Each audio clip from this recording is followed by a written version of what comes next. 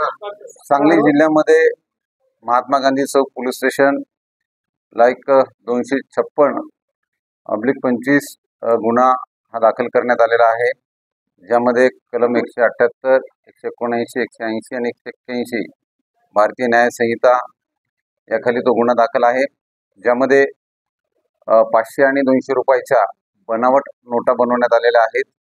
यामध्ये महात्मा गांधी चौक पोलीस स्टेशनच्या प्रभारींनी आणि त्यांच्या टीमनं अतिशय मेहनतीनं हा बनावट नोटांचा व्यापार उघडकीस आणलेला आहे। याच्यामध्ये एकूण 5 आरोपी निष्पन्न केलेले आहेत। या 5 आरोपींना मान्य न्यायालयासमोर आम्ही हजर करून त्यांचा पोलीस कस्टडी पण घेण्यात आलेली आहे। यामध्ये अधिकचा तपास पोलीस करत आहेत, ज्यामध्ये या बनावट नोटांच्या व्यापाराचे धागेदोरेही पुढे आणखीन कुठं आहेत का याबद्दलचा तपास केला जाणार आहे।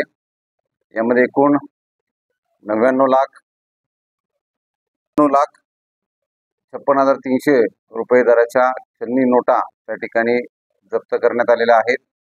ज्या बनावट नोटा आहेत त्याचबरोबर इतर साहित्य, नोटा बनवण्याचं जे साहित्य आहे आणि एक विना नंबर प्लेटची इनोवा गाडी ही सुद्धा जप्त करण्यात आलेली आहे। असे मिळून हा एकंदरीत 1,11,06,900 रुपयांचा मुद्देमाल पोलिसांनी जप्त केलेला आहे। आणि मला विश्वास आहे की ज्या नजीकच्या काळामध्ये स्थानिक स्वराज्य संस्थांच्या निवडणुका लागू शकतात, त्याकरिता ही अत्यंत प्रभावी आणि महत्त्वाची कारवाई या ठिकाणी करण्यात आलेली आहे।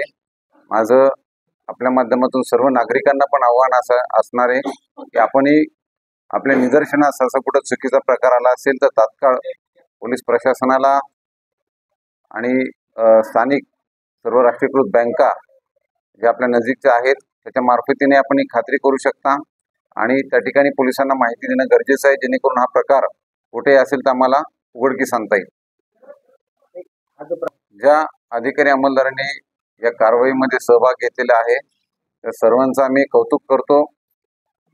अतिशय चांगली कामगिरी या ठिकाणी करण्यात आलेली आहे आणि त्यांना योग्य तो रिवॉर्ड पण आम्ही बक्षीस पण त्या ठिकाणी स्वतः आमच्या सर्व्हर देणार आहोत आणि आमच्या वरिष्ठांनाही ती शिफारस आम्ही करणार आहोत।